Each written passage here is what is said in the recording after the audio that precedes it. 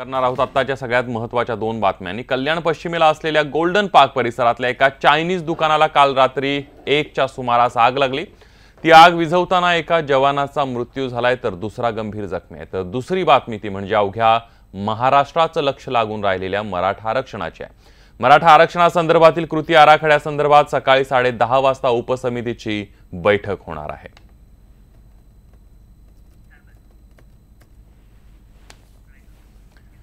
यानंतर सगळ्या घडामोडी पाहणार आहोत थोडक्यात। कल्याण पश्चिमेला असलेल्या गोल्डन पार्क परिसरातल्या एका चायनीज दुकानाला काल रात्री 1च्या सुमारास आग लागली। ती विझवण्यासाठी अग्निशमन दलाच्या जवानांचे प्रयत्न सुरू होते, पण दरम्यान दुकानातल्या सिलेंडरचा स्फोट झाला। दुर्दैवाची बाब म्हणजे आग विझवण्यासाठी आलेले अग्निशमन दलाचे जवान जगन आमले यांचा या आगीमध्ये जागीच मृत्यू झाला, तर आणखी एक जण गंभीर जखमी झालाय। सुरक्षेचा उपाय म्हणून या परिसरातला विद्युत पुरवठा खंडित करण्यात आला होता।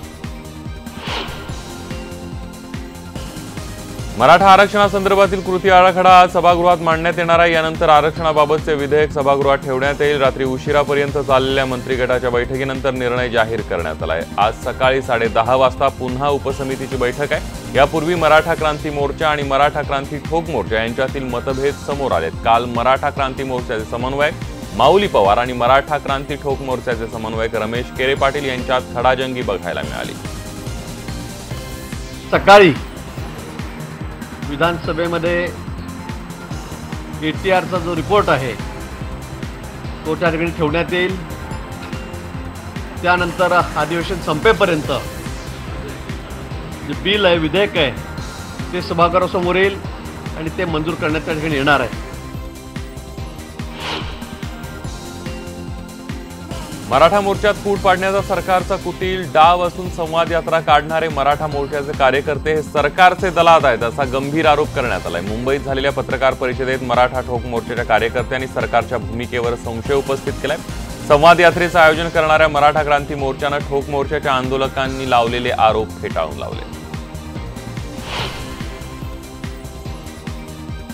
सिंचन घोटाळ्या प्रकरणी अजित पवारांनी आपली प्रतिक्रिया दिली आहे। ACBला योग्य ते सहकार्य करणार असल्याचं त्यांनी म्हटलंय। तसंच चौकशीला सामोरं जाण्यास मी तयार असून माझी भूमिका मी विधिमंडळात मांडणार असल्याचं सुद्धा त्यांनी स्पष्ट केलंय। दरम्यान निवडणुका जवळ आल्यानं भाजपचा राष्ट्रवादीला बदनाम करण्याचा प्रयत्न सुरू आहे अशी टीका विधान परिषदेचे विरोधी पक्षनेते धनंजय मुंडे यांनी केला आहे। तसंच अजित पवार यांनी कोणताही घोटाळा केलेला नाही असं वक्तव्य सुद्धा मुंडेंनी केलंय।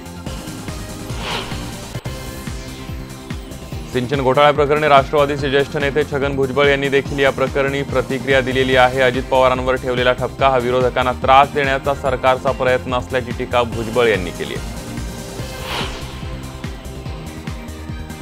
भाजपला सध्या सर्वात जास्त भीती राष्ट्रवादी काँग्रेसची आहे, त्यामुळेच राष्ट्रवादीला बदनाम करण्याचा प्रयत्न सुरू असल्याचा आरोप प्रदेशाध्यक्ष जयंत पाटील यांनी केलाय।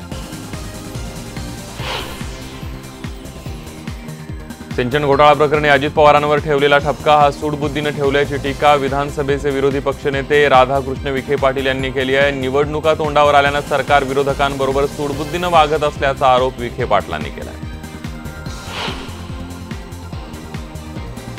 दरम्यान अजित पवारांवरून काँग्रेसमध्ये दोन भूमिका पाहायला मिळाल्या। एकीकडे राधाकृष्ण विखे पाटील अजित पवारांचा बचाव करताना दिसले, तर दुसरीकडे माजी मुख्यमंत्री पृथ्वीराज चव्हाणांनी मात्र अजित पवारांवर प्रतिक्रिया देण्यास नकार दिलाय। अजित पवारांच्या मुद्द्यावरून राष्ट्रवादीचे नेते जितेंद्र आव्हाड यांनी काढता पाय घेतला। अजित पवारांच्या मुद्द्यावरून आव्हाड यांनी न्यूज 18 लोकमतची मुलाखत अर्ध्यावर सोडली।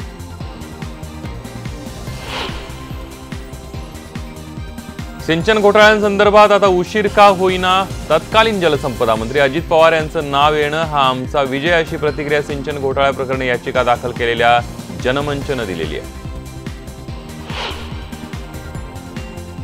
2 दिवसांपासून सुरू असलेल्या कृषी उत्पन्न बाजार समितीचा संप अखेर मागे घेण्यात आलाय, कारण सरकारच्या ज्या अध्यादेशा विरोधात हा बंद पुकारण्यात आला होता ते बाजार समिती विधेयक सरकारने मागे घेतलंय। सरकारने विधान परिषदेत हे विधेयक मागे घेतलंय।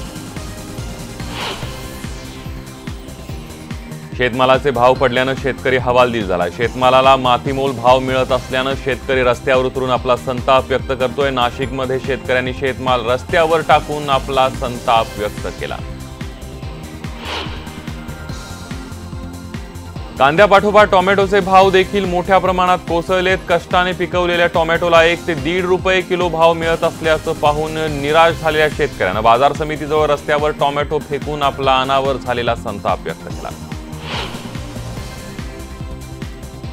कांद्याचे भाव गगनाला गडगडले। आपण बघतोय कांद्याचे भाव गडगडलेले आहेत आणि त्यामुळे शेतकरी कुठेतरी हवालदिल झालाय। भाव पुन्हा कोसळल्यानं बाजारात विक्रीसाठी आणलेल्या कांद्याचा खर्चही निघेनासा झाला आणि त्यामुळे आधीच दुष्काळाच्या चक्रात अडकलेला शेतकऱ्याला हमीभाव मिळत नसल्यानं शेतकरी पुरता संकटात सापडला।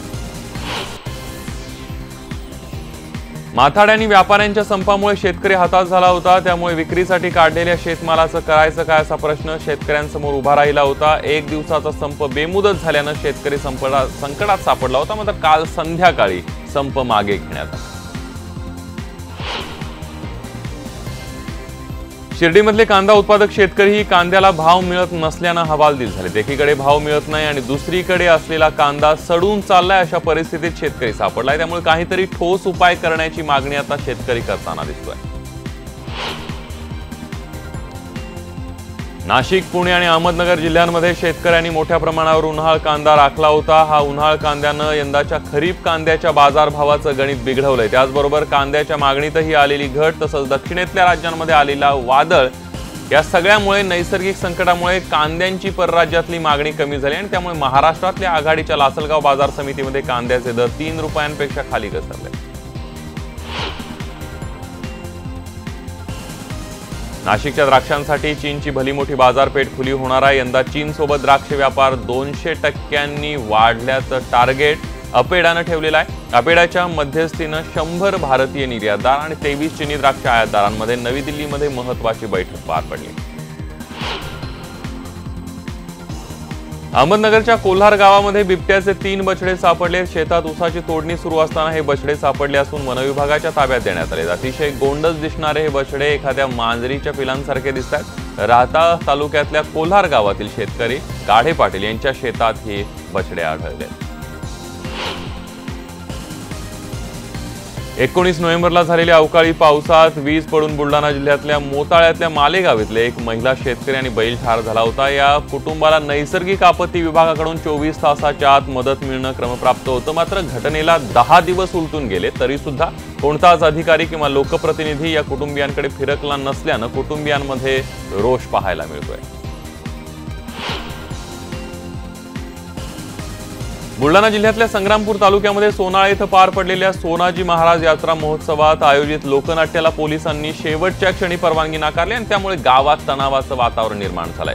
ग्रामपंचायतीनं ठराव घेत लोकनाट्याला परवानगी दिली होती। मात्र याची चुणूक पोलिसांना लागताच पोलिसांनी हे लोकनाट्य बंद पाडलं। यावेळी पोलिसांनी लाठीचार्ज सुद्धा केला। त्यामुळे गावात पोलिसांविरोधात संतापाचं वातावरण आहे।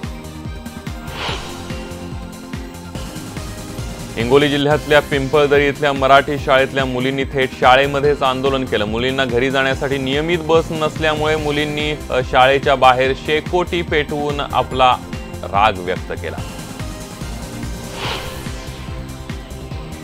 शासनाच्या अध्यादेशाप्रमाणे दिव्यांग नागरिकांना सोयी सुविधा मिळत नाहीत यासाठी अनेक वेळा रस्त्यावर उतरून आंदोलन केलं। मात्र त्याकडे प्रशासन दुर्लक्ष करत असल्या कारणानं संतप्त झालेल्या दिव्यांग संघर्ष समितीच्या नागरिकांनी बाभुळगाव पंचायत समितीमध्ये चक्क गटविकास अधिकाऱ्याच्या कक्षामध्ये ठिय्या आंदोलन करून लक्ष वेधून घेण्याचा प्रयत्न केला। माथाडी संपामुळे शेतकऱ्यांचं झालेलं नुकसान सरकारनं भरून द्यावं अशी मागणी शेतकरी स्वावलंबन मिशनचे अध्यक्ष किशोर तिवारी यांनी केली आहे। व्यापारी किंवा माथाड्यांचा संप असला तरी नुकसान शेतकऱ्यांचं होतं, त्यामुळे शेतकरी हवालदिल झाल्याचं त्यांनी म्हटलंय।